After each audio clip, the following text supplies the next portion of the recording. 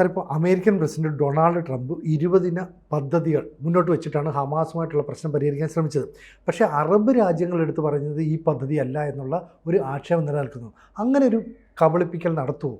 അതായത് റിപ്പോർട്ടുകൾ അമേരിക്കൻ മാധ്യമങ്ങളിൽ തന്നെ വരുന്നത് എന്താണെന്ന് വെച്ചാൽ, ഈ ഇസ്ലാമിക രാജ്യങ്ങളെ ഒരു സമാധാന പദ്ധതി 20 പദ്ധതി കാണിച്ചല്ലോ. അതെ, ആ പദ്ധതി അല്ല ഹമാസിനെ പിന്നീട് കാണിച്ചിട്ടുള്ള പദ്ധതി എന്നാണ് ഇപ്പോൾ റിപ്പോർട്ടുകൾ വരുന്നത്. അതിന് കാരണം എന്താണെന്ന് വെച്ചാൽ, ഇസ്ലാമിക രാജ്യങ്ങളെ ഒരു 20 പദ്ധതി കാണിച്ചല്ലോ ട്രംപ്. അതിനുശേഷം നെതന്യാഹു ഇടപെട്ടിട്ട് ആ ഇസ്ലാമിക രാജ്യങ്ങളെ കാണിച്ച വ്യവസ്ഥകളുണ്ടല്ലോ, അതിൻ്റെ അകത്ത് പല സ്ഥലത്തും വാചകങ്ങളിൽ മാറ്റങ്ങൾ, തിരുത്തുകൾ വരുത്തുമ്പോൾ വ്യവസ്ഥകൾ തന്നെ മാറുകയാണല്ലോ, സ്ട്രക്ചറേ മാറി. അപ്പോൾ അങ്ങനെ 2 പദ്ധതികളാണ്. ഇസ്ലാമിക രാജ്യങ്ങളെ കാണിച്ച പദ്ധതി വേറെ, ഹമാസിനെ കാണിച്ച പദ്ധതി വേറെ. ചില വ്യവസ്ഥകളൊക്കെ ഒരുപോലെ ഉണ്ടാവും, പക്ഷെ രണ്ടും ഒന്നല്ല എന്നാണ് റിപ്പോർട്ടുകൾ വരുന്നത്. അപ്പോൾ ഇസ്ലാമിക ഉമ്മ എന്ന് പറയില്ലേ, എന്ന് പറഞ്ഞാൽ അവരുടെ സമൂഹം, ആ മതസമൂഹത്തിനെ ട്രംപ് വഞ്ചിച്ചു എന്ന് ഇസ്ലാമിക അറബ് മുസ്ലിം രാജ്യങ്ങളിൽ ഒരു വലിയ വികാരം രൂപപ്പെട്ടിട്ടുണ്ടെന്നാണ് റിപ്പോർട്ടുകളിൽ നിന്ന് മനസ്സിലാകുന്നത്. അപ്പോൾ 11-ാം മണിക്കൂറിൽ നെതന്യാഹു നിർദ്ദേശിച്ച മാറ്റങ്ങളൊക്കെ ട്രംപ് വരുത്തി.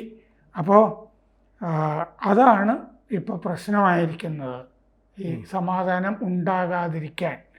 അതിൽ ഖത്തറിനും ഈജിപ്തിനും ഒക്കെ ഒരുപോലെ രോഷമുണ്ട്. അപ്പോൾ അതുകൊണ്ട് വീണ്ടും ഈ ഇസ്ലാമിക രാജ്യങ്ങളുമായിട്ട് ഖത്തറിൻ്റെ നേതൃത്വത്തിൽ വേറൊരു ബദൽ ചർച്ച കൂടി ട്രംപുമായിട്ട് നടക്കാൻ പോകുന്നു എന്നാണ് വാർത്തകൾ. 8 മുസ്ലിം അറബ് രാജ്യങ്ങളാണ് ഇതിൻ്റെ ഭാഗമായിരുന്നത്.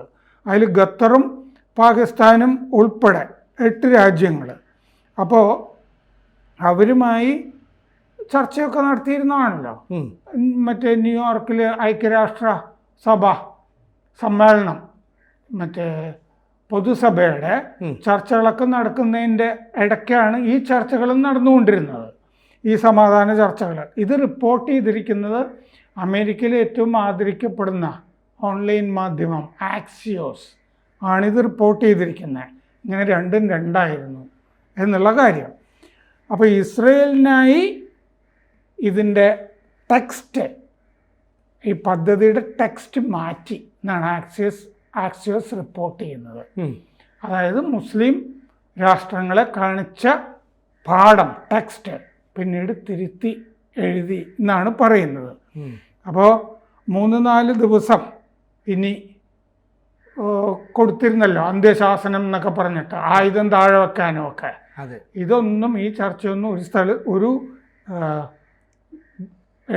ഒരിടത്തും എത്താൻ സാധ്യതയില്ല.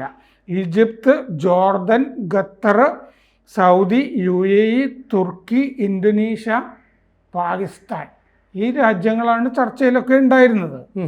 സെപ്റ്റംബർ 30-ാം തീയതി ഇവർ സംയുക്ത പ്രസ്താവന പുറപ്പെടുവിച്ചു. ആ സംയുക്ത പ്രസ്താവന ഈ 20 പദ്ധതി സ്വാഗതം ചെയ്തുകൊണ്ടുള്ള സംയുക്ത പ്രസ്താവനയായിരുന്നു ഇസ്ലാമിക രാജ്യങ്ങളുടെ. ഒരു ദിവസം കഴിഞ്ഞപ്പോഴേക്കും സംഗതി മാറി. ഇവർ സ്വാഗതം ചെയ്ത വ്യവസ്ഥകളല്ല 20 പദ്ധതിയിലുള്ളതെന്ന് വ്യക്തമായി. നിരായുധീകരണം ഉൾപ്പെടെയുള്ള വ്യവസ്ഥകൾ അങ്ങനെ വന്നതാണെന്നാണ് ഇസ്ലാമിക രാജ്യങ്ങൾ പറയുന്നത്. അതായത് ശരിക്കും അത് ഉണ്ടായിരുന്നില്ല. ഇവർ ആയുധങ്ങൾ മുഴുവൻ താഴെ വയ്ക്കുക, നിരായുധീകരണം എന്നുള്ള പ്രയോഗം പിന്നീട് വരുന്നതാണെന്ന്. അപ്പോൾ ഹമാസിനെ ഇല്ലാതാക്കുക എന്നുള്ളതല്ലേ നിരായുധീകരണം കൊണ്ട് ഉദ്ദേശിക്കുന്നത്? അതെ, അത് പിന്നീട് നെതന്യാഹു കൂട്ടിച്ചേർക്കുന്ന വ്യവസ്ഥയാണ്. അതാണ് ഹമാസ് ഇതുവരെ സ്വീകരിക്കാത്തത്. അപ്പോൾ ഖത്തറും പറഞ്ഞിട്ടുണ്ട്, ഞങ്ങൾക്ക് സ്വീകാര്യമല്ല, ഇതിൽ മാറ്റം വേണം, 11-ാം മണിക്കൂറിൽ ഇങ്ങനെ മാറ്റിയത് ശരിയല്ല എന്ന് ഖത്തറും പറഞ്ഞിട്ടുണ്ട്. സെപ്റ്റംബർ 29-ാം തീയതി ഈ ഒരേ സമയം ദോഹയിലും ന്യൂയോർക്കിലും ചർച്ചകൾ നടന്നുകൊണ്ടിരുന്നു. ഹമാസിൻ്റെ കാര്യങ്ങൾ ബോധ്യപ്പെടുത്തിക്കൊണ്ടിരിക്കുകയാണ് ഖത്തർ ഒരു സ്ഥലത്ത്. ന്യൂയോർക്കിൽ അതേസമയം ഇസ്ലാമിക രാജ്യങ്ങളുമായിട്ട് ട്രംപിൻ്റെ ചർച്ചയും നടക്കുന്നുണ്ട് ഒരേ സമയം. 2 ചർച്ചകൾ 2 ഇടത്ത്. അപ്പോൾ ട്രംപ് നെതന്യാഹുവും കൂടി ഇരിക്കുന്ന ഒരു ചർച്ച, അപ്പുറത്ത് ഹമാസും ഖത്തറും കൂടി ഇരിക്കുന്ന ചർച്ച ദോഹയിൽ.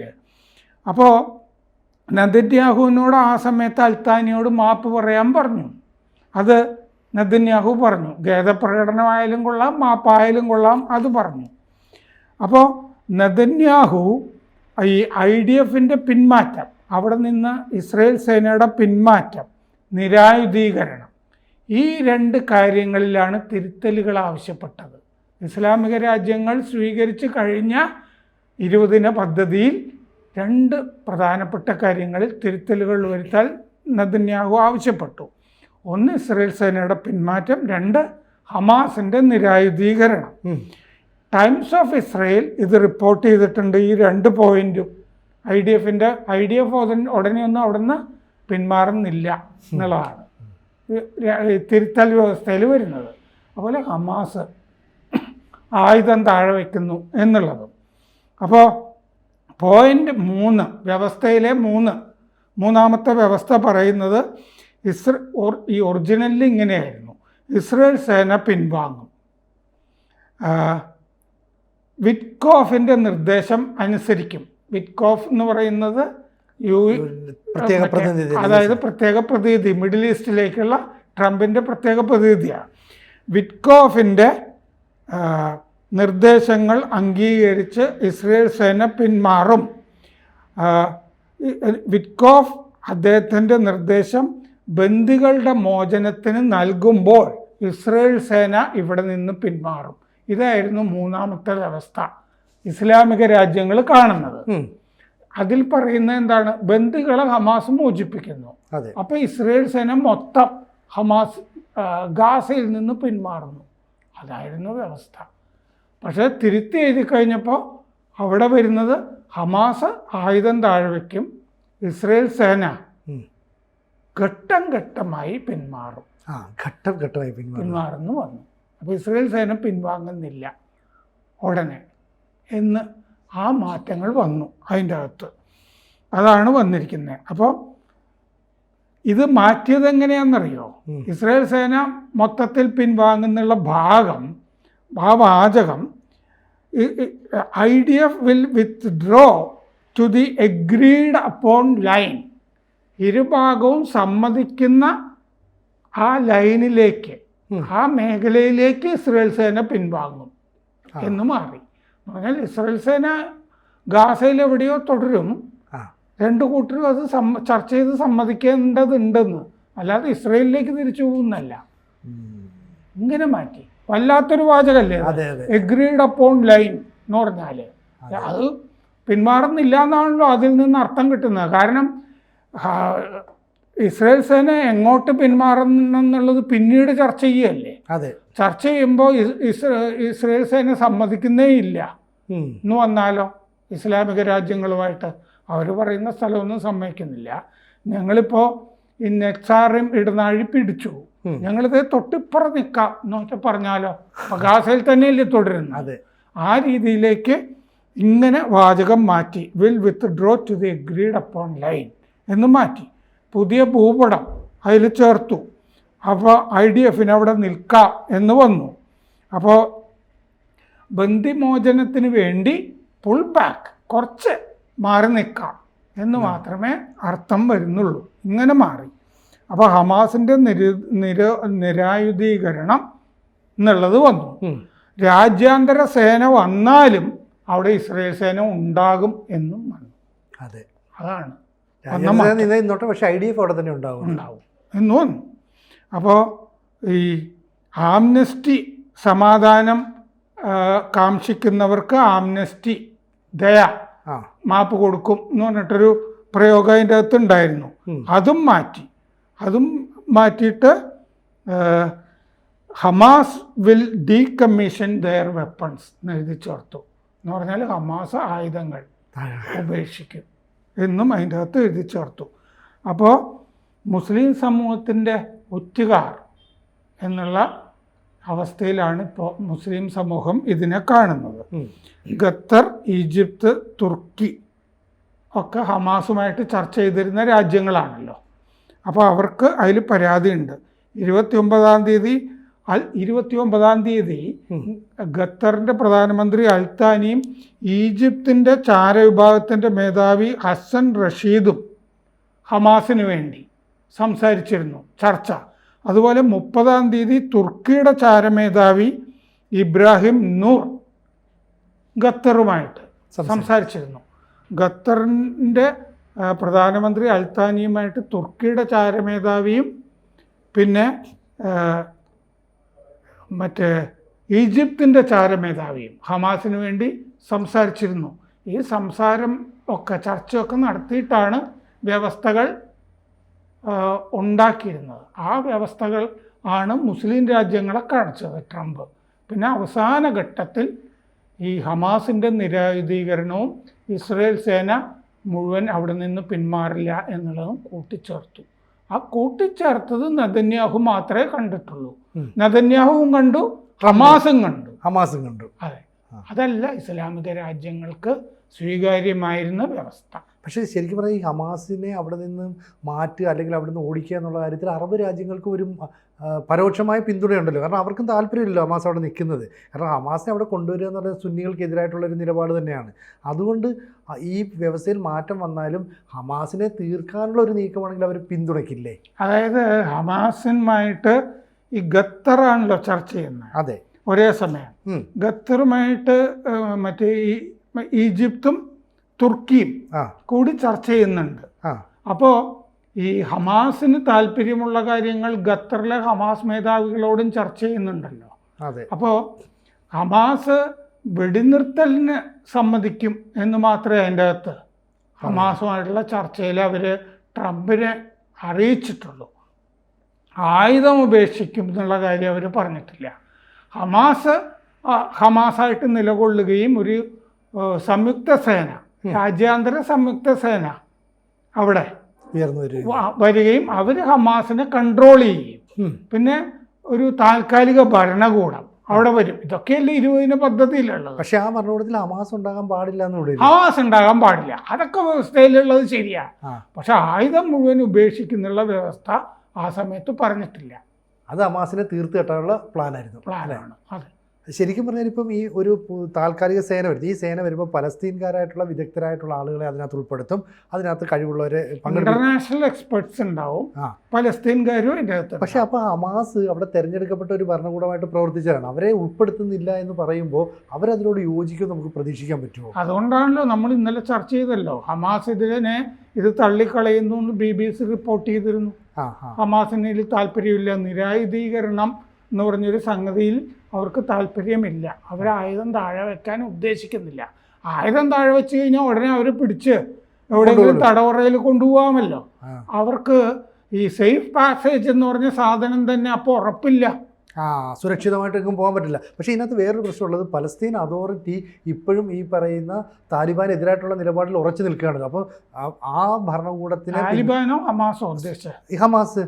അതെ, അതായത് പലസ്തീൻ പറഞ്ഞത് തെറ്റിപ്പോയതാണ്. അപ്പോൾ ഈ പലസ്തീൻ അതോറിറ്റിയുടെ നിലപാട് ഹമാസിനെതിരായതുകൊണ്ട് പിന്നെ അവർക്ക് എവിടെ നിന്നൊരു പിന്തുണ കിട്ടും? അവർക്ക് പിന്തുണയില്ല. അതുകൊണ്ടാണ് ഈ നെതന്യാഹു ഇടപെട്ടിട്ട് മൊത്തത്തിൽ ഹമാസിനെ നശിപ്പിക്കുന്ന. ഇതിൽ നമ്മൾ കാണേണ്ടത് എന്താണെന്നറിയോ? നമ്മൾ യഥാർത്ഥത്തിൽ ഇപ്പം ഗ്രൗണ്ടിൽ എന്താ നടക്കുന്നത്, യാഥാർത്ഥ്യ ബോധമല്ലേ നമുക്ക് വേണ്ടത്. അതെ, ഇത് നേരത്തെ തന്നെ നെതന്യാഹു തള്ളിയതാണല്ലോ. ഏത് സമാധാനം എന്ന് പറഞ്ഞ സംഗതി നെതന്യാഹു തള്ളിയതാണ്. കാരണം നെതന്യാഹുവിന് ആഭ്യന്തര പ്രശ്നങ്ങളുണ്ട്. നെതന്യാഹുവിൻ്റെത് ഒരു മുന്നണി മന്ത്രിസഭയാണ്. ആ മുന്നണി മന്ത്രിസഭയിൽ തീവ്ര ഇടതുപക്ഷം, ഈ ഇസ്രായേൽ കാറ്റ്സിനെ പോലുള്ള പ്രതിരോധ മന്ത്രി, ഒരിക്കൽ രാജിവെച്ച് പോയ ആളുകളൊക്കെ പിന്നീട് മന്ത്രിമാരായിട്ട് വന്നത് ഹമാസിനെ തീർത്തോളാം എന്നുള്ള ഉറപ്പിലാണ്. അപ്പൊ അവരുടെ ആവശ്യം എന്താന്ന് വെച്ച് കഴിഞ്ഞാൽ ഹമാസ് ഇത് നിരസിക്കണം എന്നുള്ളതാണ് നെതന്യാഹുവിന്റെ ആവശ്യം. അപ്പൊ ഹമാസ് ഒരിക്കലും സ്വീകരിക്കാത്ത വ്യവസ്ഥയെ നെതന്യാഹു മുന്നോട്ട് വെക്കുള്ളൂ ഈ സമാധാന പദ്ധതിയിൽ. കാരണം ഇപ്പൊ ഗാസ കയ്യിലിരിക്കുകയല്ലേ. അതെ, ഗാസ കയ്യിലിരിക്കുകയാണ്. 2047-48 ആകുമ്പോൾ വിശാല ഇസ്രയേൽ എന്നുള്ള സ്വപ്നം നടപ്പാക്കണം എന്നുള്ളതാണ് നെതന്യാഹുവിൻ്റെ ഇസ്രയേലിൻ്റെ ആവശ്യം. ഇസ്രയേലിന് ഇത് തള്ളിക്കെട്ടണം എന്നുള്ളതാണ്. ഇസ്രയേലിന് എന്തിന് സമാധാനം വേണം? ഇസ്രയേലിന് സമാധാനം വേണ്ട. ശരിക്കും ഹമാസിനും വേണ്ടിയിരുന്നില്ല. ചർച്ച നടന്നു തുടങ്ങിയിട്ട് കുറെ കാലമായി. നമ്മളീ പറയുന്ന പല വ്യവസ്ഥകളും നേരത്തെയും ഉണ്ടായിരുന്നതാണ്. ഈ ഹമാസിൻ്റെ ഈ സംയുക്ത സേന വരും, രാജ്യാന്തര വിദഗ്ധർ വരും എന്നൊക്കെയുള്ള ഈജിപ്ത് ആദ്യമേ മുന്നോട്ട് വെച്ച സമാധാന ഉടമ്പടിയിൽ പെട്ടതാണത്. വിദഗ്ധർ വരും, അതിന്റെ ചീഫ് ഇന്ന ആളായിരിക്കും കൂടി നമ്മൾ ചർച്ച ചെയ്തിട്ടുണ്ട്. പലസ്തീനിലൊരു ബാങ്കർ, അതെ, പിന്നെ ടോണി ബ്ലെയറും ഉയർന്നു വന്നില്ലേ? അതെ. അപ്പൊ ഇതൊക്കെയാണ് വരിക എന്നുള്ളതൊക്കെ നമ്മൾ ചർച്ച ചെയ്തിരുന്നതാണ്. പലസ്തീൻ അതോറിറ്റി എന്ന് പറയുന്നത് അമേരിക്കയുടെ ഒരു വാലാണ്, അത് ഹമാസ് വിരുദ്ധമാണ്. അപ്പൊ സമാധാനം ഉണ്ടാകരുത് എന്നതല്ലേ ട്രംപിൻ്റെയും കൂടി ലക്ഷ്യം എന്ന് നമ്മൾ ആലോചിക്കണം. ഇസ്രയേലിൻ്റെ സഖ്യകക്ഷിയാണല്ലോ ട്രംപ്. അപ്പോൾ ഈ 20 പദ്ധതി ഞങ്ങൾ മുന്നോട്ട് വെച്ചു. അത് ഇസ്ലാമിക രാജ്യങ്ങൾക്കും അതിനോട് സന്തോഷമായിരുന്നു. ഇപ്പം അവർ പിന്മാറി എന്നല്ലേ പിന്നെ ട്രംപ് പറയുക. ഞാനൊരു സമാധാന പദ്ധതി മുന്നോട്ട് വെച്ചു, അവർ സമ്മതിച്ചതാണ്. ഇത് ലോകം കണ്ടതാണല്ലോ, സ്വാഗതം ചെയ്ത സംയുക്ത പ്രസ്താവന ഉണ്ടല്ലോ. അതെ. എന്നിട്ടെന്തേ അവർ പിന്മാറുന്നു എന്ന് ഇനി പിന്മാറിക്കഴിയുമ്പോൾ പറയും. ഇതാണ് ഈ നയതന്ത്രം എന്ന് പറയുന്ന സംഭവം. സംയുക്ത പ്രസ്താവന 8 ഇസ്ലാമിക രാജ്യങ്ങൾ ഇറക്കി. അത് കഴിഞ്ഞിട്ട് 20 പദ്ധതിയിൽ മാറ്റം വരുത്തി. ഇതാണ് സംഭവം. പറ്റിച്ചു ഇസ്ലാമിക രാജ്യങ്ങളെ. കൂടുതൽ വാർത്തകളും വിശേഷങ്ങളും നിങ്ങളിലേക്ക് എത്താൻ ABC മലയാളം സബ്സ്ക്രൈബ് ചെയ്യുക, ബെൽബട്ടനും അമർത്തുക.